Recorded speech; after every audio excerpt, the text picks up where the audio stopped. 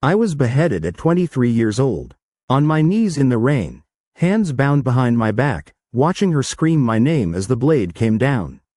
The year was 1547, feudal Japan. My name was Takeshi, and I died for loving a woman I was never supposed to touch. For 477 years, I've remembered the exact moment my head left my body. The flash of steel, the sound of her crying, the taste of rain mixed with blood. This is my past life story, and I'm about to tell you how I remembered it all. My name is Marcus Chen. I'm a 29-year-old software engineer living in San Francisco. I was born in California, raised on pizza and baseball. I've never been to Japan. I don't speak Japanese, and until 2 years ago, I thought samurai were just cool characters in movies. Then everything changed on a random Tuesday in March 2023. I was at a kendo demonstration. My company had sent our team to this cultural event as part of some diversity initiative. I wasn't particularly interested, honestly. I was checking my phone, half paying attention, when I heard it. The sound of a bamboo sword cutting through air. That specific whistle, that precise snap, my entire world shattered. I wasn't standing in a modern dojo in San Francisco anymore. I was kneeling in mud. Rain was pouring down. My wrists were bound so tight the rope was cutting into my skin. And I could hear her screaming, "Takeshi, Takeshi." The name exploded in my mind like a bomb going off. Not my name, but somehow, undeniably, completely mine. I collapsed right there, just dropped to the floor of the dojo while 100 corporate employees stared at me. My coworkers thought I was having a seizure. They called an ambulance, but I wasn't seizing. I was remembering. I was remembering dying. The hospital ran every test imaginable. Brain scans, blood work, psychological evaluations. Everything came back normal. The doctors said it was a panic attack. Stress. Maybe I needed a vacation. But I knew better. Because from that moment on, I couldn't stop dreaming about Japan. About a life I never lived. About a woman I'd never met. About a yame. I fought it for weeks. I tried to convince myself it was just my imagination. Maybe I'd watched too much anime as a kid. Maybe I was having some kind of mental breakdown. But the memories were too detailed. Too specific. Too real. I knew things I shouldn't know. I could describe the weight of a katana in my hand, the exact way the leather wrapped around the handle felt against my palm.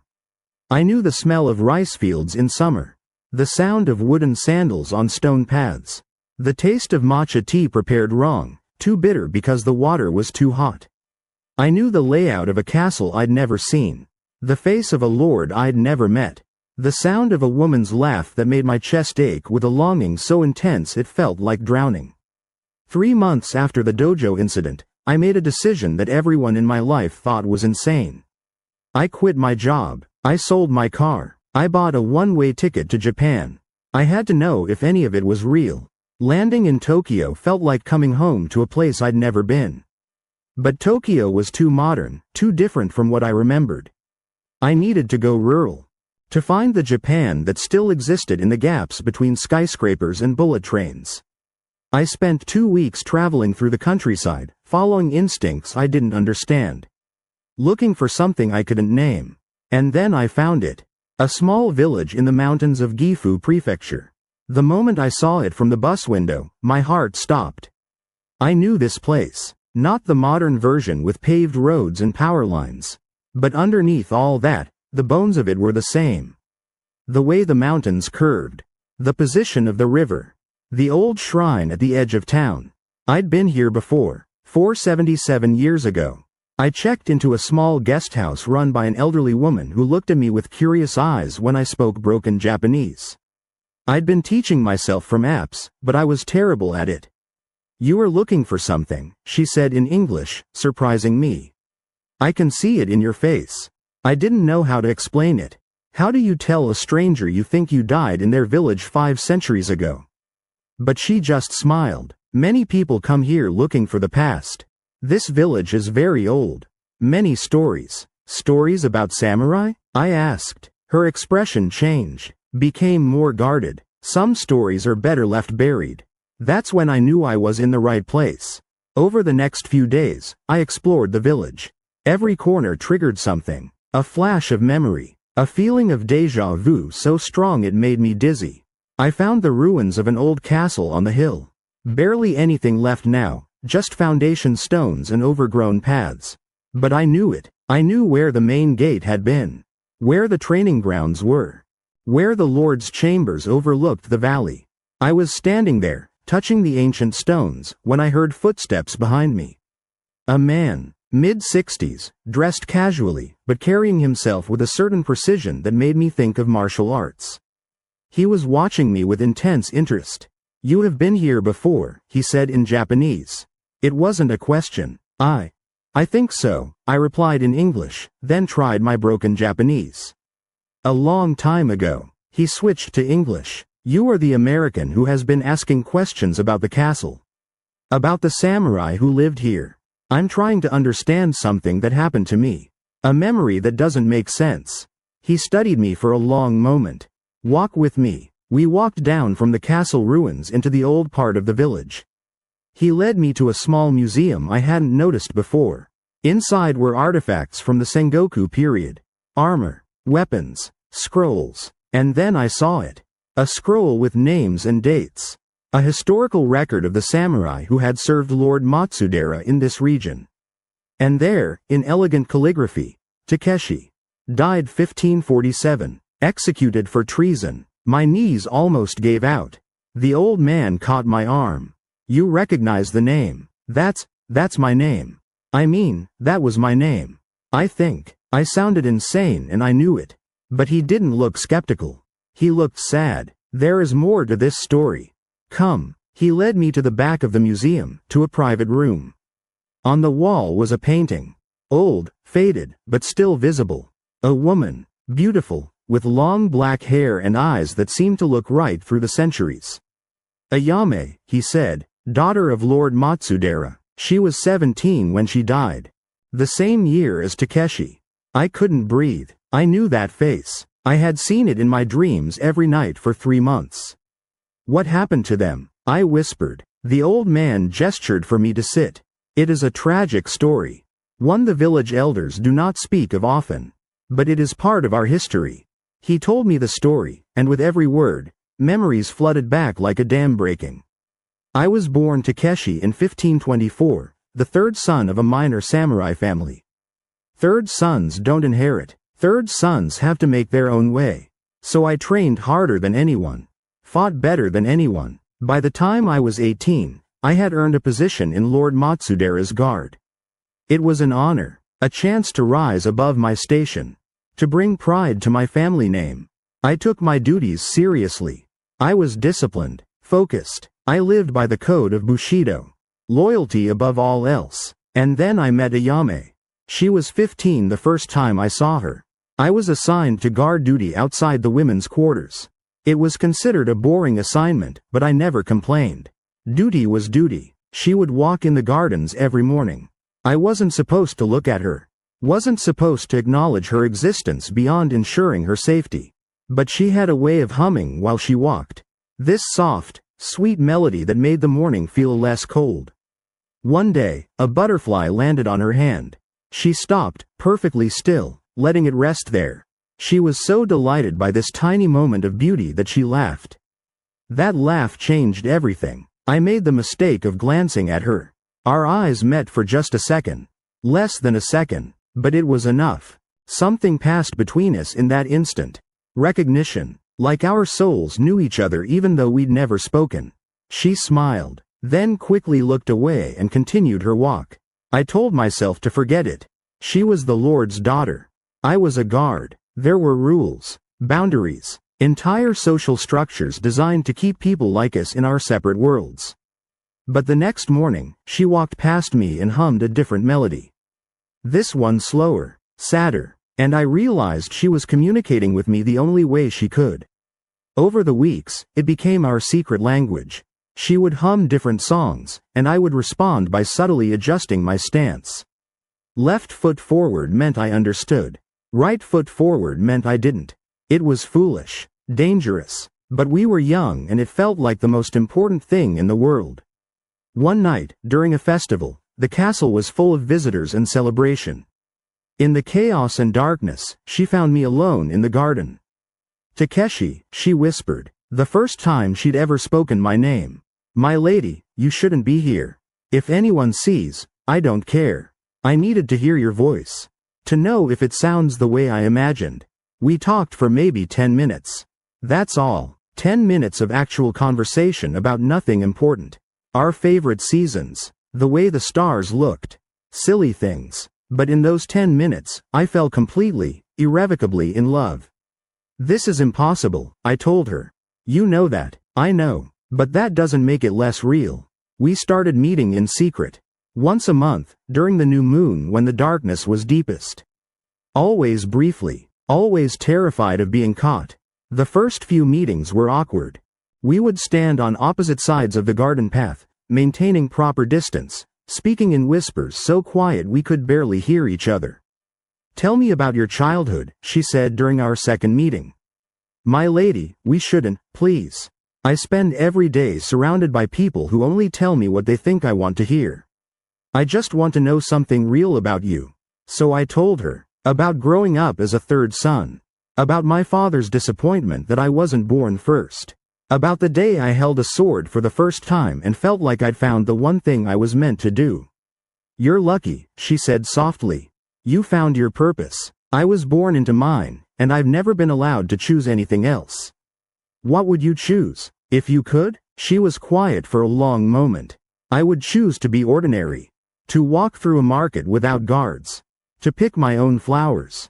To fall in love with whoever made my heart feel like it was too big for my chest." Does someone make you feel that way? Even in the darkness, I could see her smile. "You know he does." Those early meetings were all conversation. Safe topics at first, then deeper ones. Our fears, our dreams, the things we'd never told another soul. She told me about her mother, who died when Ayame was 7.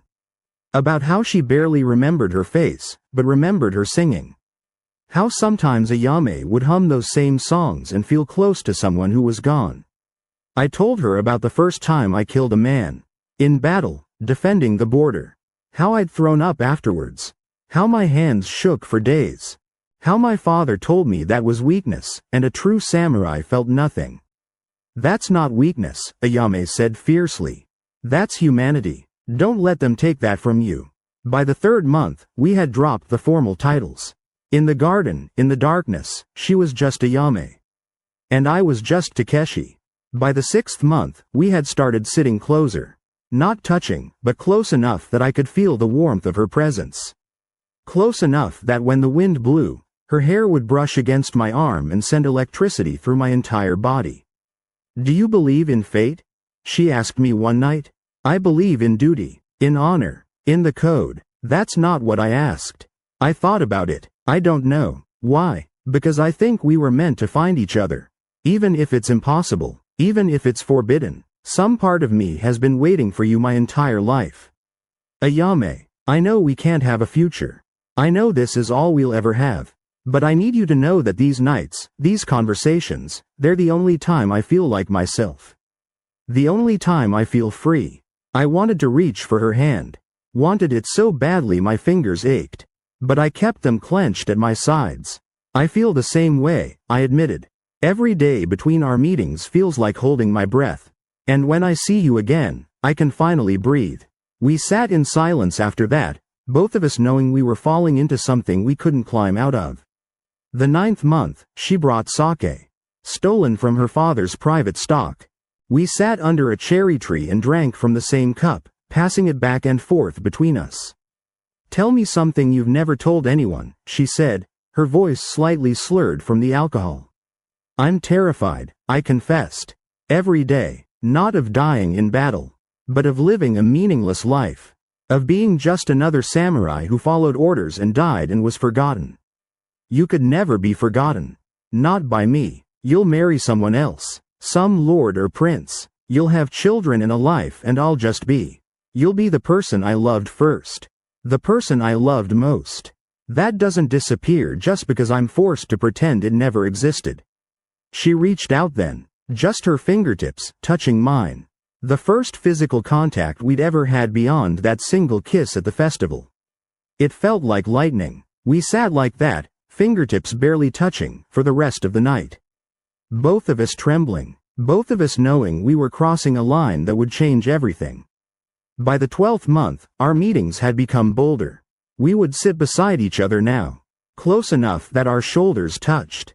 Close enough that I could smell the jasmine oil in her hair. If we were different people, she said one night, what would our life look like? That's a dangerous game. Play it with me anyway. I closed my eyes, letting myself imagine it. We'd have a small house. Near the mountains, maybe. With a garden where you could grow whatever you wanted. I'd teach sword techniques to young students. What would you do? I'd paint. I've always wanted to paint. The things I see. The way the light falls on water. The expression on your face when you think I'm not looking. What expression is that? Like you're in pain and ecstasy at the same time. Like loving me is the best and worst thing that's ever happened to you. It is. She turned to look at me then, her face inches from mine. Takeshi, I need to tell you something. What? I'm going to ask you to do something. And you have to promise me you'll say no. My heart started racing. What are you asking? Run away with me. Tonight. Right now. We could be gone before anyone notices. We could disappear into the countryside. Find that house by the mountains. Be those different people we imagined. I wanted to say yes. Every cell in my body screamed yes. Ayame, you know I can't. I know, but I needed to ask. I needed to know if you would even consider it.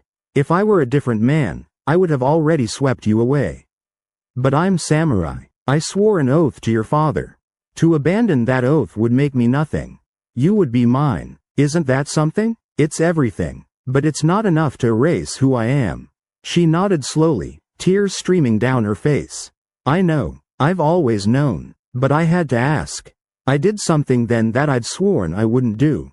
I reached up and wiped away her tears with my thumb. Let my hand linger on her cheek. I love you, I whispered. I will love you until the day I die. And if there's anything after death, I'll love you there too. Promise me something. Anything. In the next life, be a different man. Be someone who runs. Be someone who chooses love over honor. Be someone who says yes when I ask you to run away with me. I promise. We sat there, my hand on her face, her hand covering mine, both of us crying silently in the garden. That was the night I knew we were doomed. The 15th month, we talked about poetry. She had been reading the great works, and she wanted to share them with me. Listen to this, she said, and recited a verse about autumn leaves falling, about beauty in impermanence, about loving something you know you'll lose. That's us, I said. Beauty in something we know can't last. Maybe that makes it more beautiful. Maybe the impermanence is what makes it matter. I wish I could write you poetry. Something worthy of you. You don't need to write it. You live it. Every time you stand guard outside my chambers. Every time you risk everything to meet me here. Every time you look at me like I'm the sun and you're drowning in light. That's poetry. The 18th month, she told me about her nightmares. About being forced to marry a stranger. About spending her life as a political tool. About never feeling this kind of connection again. Sometimes I dream that I'm old, she said. And I'm lying in bed dying, and I realize I spent my whole life doing what I was told. Being who everyone else needed me to be. And I never got to be myself.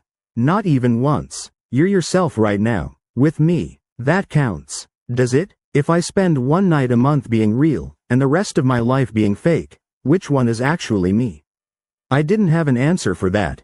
The 21st month, I taught her how to hold a sword. Not to fight, just to feel the weight of it. To understand what I carried every day. Her hands were small and soft compared to mine. The sword was too heavy for her. But she held it anyway, trying to mirror my stance. It's heavier than I thought, she said. Everything worth carrying is. She looked at me then, still holding the sword awkwardly. Is that what I am? Something heavy you carry? You're the only thing that makes all the other weight bearable. We practiced basic forms that night. Me behind her, adjusting her grip, moving her arms through the motions. It was the most we'd ever touched. The most intimacy we'd ever shared. When we were done, she was breathing hard, exhausted from the unfamiliar movements. I understand you better now, she said. This is your language, the way you communicate with the world. Through discipline and precision and controlled violence. What's your language? Beauty. Finding it, creating it, preserving it. Everything I do is about making the world a little less ugly. You do that just by existing. By the 24th month, 2 full years of secret meetings, we had run out of safe topics. We talked about dangerous things now. About what we would do if we had one more night together. About what we wished we'd said earlier. About regrets. I wish I'd kissed you that first night at the festival, I said. Instead of waiting. We've wasted so much time being careful. We're still being careful. I know. Do you want to stop being careful? It was the most dangerous question she'd ever asked me. Yes. And no. If we stop being careful, when this ends, it will destroy us both. It's going to destroy us anyway. At least this way, we'd have something real to be destroyed by. We never touched. Not once. Because we both knew that if we ever crossed that line, we wouldn't be able to stop. For 2 years, we lived like this. Stolen moments. Whispered conversations. A love that existed entirely in the spaces between propriety and desire. And every meeting, I fell deeper. Every conversation, I became more certain that I would never love anyone the way I loved her. Every goodbye felt like dying a little bit. Until the day she told me about the engagement. That's when I realized we hadn't been dying a little bit at a time. We'd been saving all the dying for one final, catastrophic moment. And then her father announced her engagement. She was 17, he was 43, Lord Nakamura from a neighboring province. A political alliance. A strategic marriage. Ayame was devastated. I was broken. I won't do it, she told me during our final meeting. I'll refuse. I'll run away. They'll kill you. You're the Lord's daughter. You don't have the luxury of choice. Then come with me. We'll leave together. Go somewhere they'll never find us. I wanted to. God, I wanted to. But I was samurai. I had sworn an oath. Loyalty, honor, duty. I can't abandon my Lord. But you can abandon me? It was the cruelest thing she'd ever said. And it was completely true. We stood there in the garden, in the darkness, knowing it was over. Knowing we had no future. I love you, she said. I will love you until I die. And I will find you again. In the next life, or the one after that. I will find you, and we will have the time we were denied in this one. She kissed me then. The first and only time our lips ever met. It tasted like salt and sadness and every beautiful thing we would never have. Then she was gone. The wedding was scheduled for 2 months later. I tried to accept it. Tried to focus on my duties. Tried to pretend my heart wasn't being torn out of my chest. But Ayame had other plans. 1 week before the wedding, she disappeared. The castle erupted in chaos. Search parties. Interrogations. Lord Matsudera was furious and terrified. If his daughter wasn't found, the alliance with Lord Nakamura would collapse. War could follow. They questioned everyone, including me. I told them I knew nothing. Which was true. Ayame hadn't told me she was planning to run. But they searched my quarters anyway. And they found the letters. Ayame had been writing to me. Love letters she never sent, but kept hidden in her room. When she fled, she left them behind. They had both our names on them. Evidence of our relationship, of my betrayal. I was arrested immediately, stripped of my swords, thrown in the castle dungeon. They found Ayame 3 days later. She'd made it almost 20 miles before exhaustion and exposure caught up with her. She was sick, delirious with fever, crying my name. They brought her back to the castle. But by then, the damage was done. Lord Nakamura had heard about the scandal. The engagement was cancelled. The alliance destroyed. Lord Matsudera had lost everything because his daughter fell in love with a guard. He gave me one chance to save myself. Confess that I had seduced his daughter. That I had manipulated her. Take all the blame. In exchange, my life would be spared. I would be exiled, but I would live. Or I could tell the truth. That Ayame came to me. That our love was mutual. That she was an equal participant in what we'd done. If I told the truth, we would both die. It wasn't even a choice. I confessed to everything. Seduction. Manipulation. I painted myself as a villain who had corrupted an innocent girl. I took every ounce of blame. Lord Matsudera commuted my sentence from exile to death, because no punishment was too severe for what I'd done to his daughter. They made Ayame watch my execution. That was part of her punishment, to see what her foolishness had caused. It was raining that day. I remember the rain more than anything else. Cold, relentless, washing everything away. I knelt in the mud, hands bound, listening to her scream my name. Begging them to stop, trying to tell them the truth. But I just smiled at her. Tried to show her it was okay. That I chose this. That I would choose it again. The last thing I saw before the blade fell was her face. Beautiful, devastated, alive. And I was grateful, because she would live, she would survive this, and maybe, someday, she would forgive me. The blade came down, and everything went black. The old man finished telling the story, and tears were streaming down my face. Because I remembered all of it now. Every detail, every moment. Ayame, I whispered. What happened to her after? He looked uncomfortable. She was forced to marry eventually. Another alliance. Another lord. She gave her father 3 sons. Fulfilled her duty. Did she? I couldn't finish the question. The records say she lived to be 46. She never spoke my name again. But every year, on the anniversary of your death, she visited the shrine at the edge of the village. Always alone. Always in the rain. I felt like I was being torn apart. She'd lived. She'd survived. But at what cost? Is there anything left of her? A grave? Something? The old man nodded slowly. The shrine, where she used to pray. That is where her ashes were eventually laid to rest. Against her husband's wishes, her sons honored her final request to be buried there. He gave me directions. I went there that night. The shrine was small, ancient, covered in moss. Tucked away from the main village like a secret. I knelt in front of it, and for the first time in 477 years, I spoke to her. Ayame, I'm here. I don't know if you can hear me. I don't know how any of this works. But I'm here. The wind picked up, rustling through the trees. It might have been my imagination, but I swear I heard that humming. That melody from the garden. You said you'd find me again. In the next life. But I found you first. I came back to the place where we loved each other. Where we lost each other. I stayed there until sunrise, talking to her. Telling her about my life. About Marcus. About how I'd spent 30 years not knowing I was looking for something. Looking for her. I forgive you, I said finally. For running. For the letters. For everything. And I hope, wherever you are, you forgive me too. For not running with you. For choosing honor over happiness. The sun came up over the mountains, golden and warm. And I felt something release in my chest. A weight I'd been carrying for lifetimes without knowing it.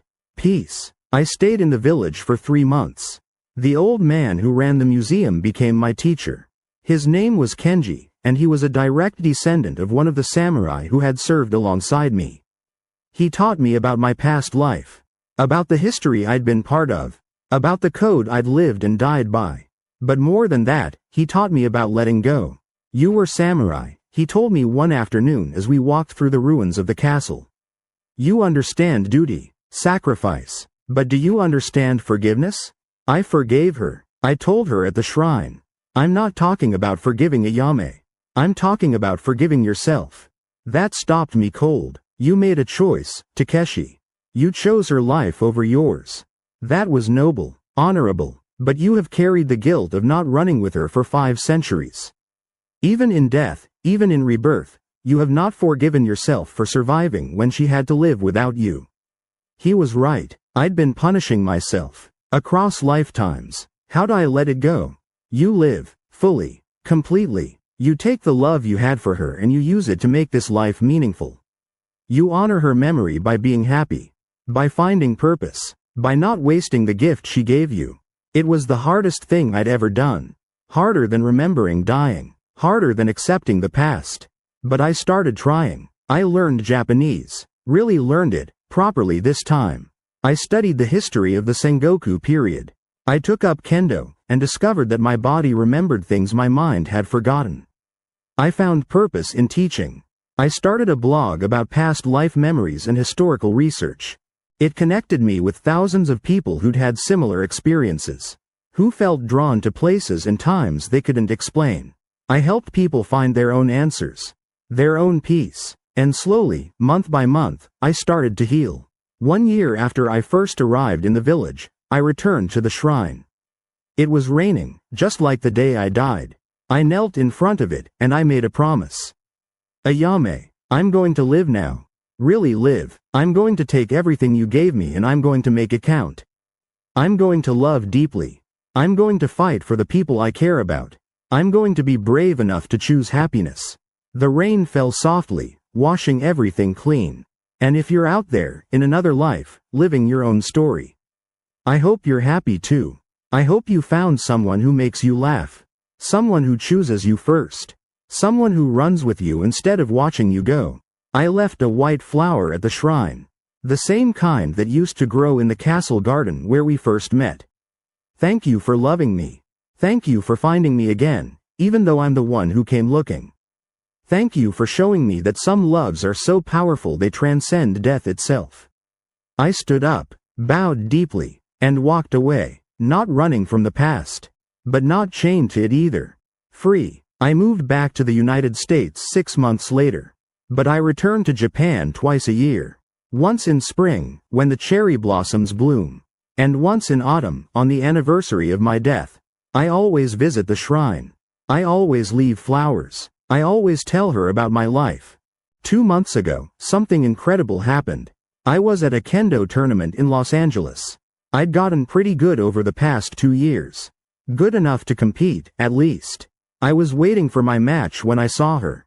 A woman. Late 20s, Japanese American, standing across the room, watching the demonstrations with an intensity that seemed familiar. Our eyes met, and I swear, I saw recognition. Just for a second, like déjà vu that went both ways. She looked away quickly, confused. But I could see her hands were shaking. I should have let it go. Should have respected her space. But something pulled me across that room like gravity. Excuse me, I said. This is going to sound insane, but, have we met before? She looked at me with wide eyes. No, I don't think so. But what? You're going to think I'm crazy. Trust me, I won't. She took a deep breath. I've been having these dreams. About feudal Japan. About loving someone I wasn't supposed to love. And when I saw you just now, I felt. She couldn't finish. But she didn't have to. What's your name? I asked. Emily Tanaka, not Ayame. But maybe that didn't matter. Maybe souls don't keep the same names. Maybe they don't even keep the same faces. But maybe, just maybe, they find each other anyway. I'm Marcus, and I think we need to talk. We got coffee after the tournament. We talked for 6 hours. About past lives and impossible memories. About the feeling of knowing someone before you've met them.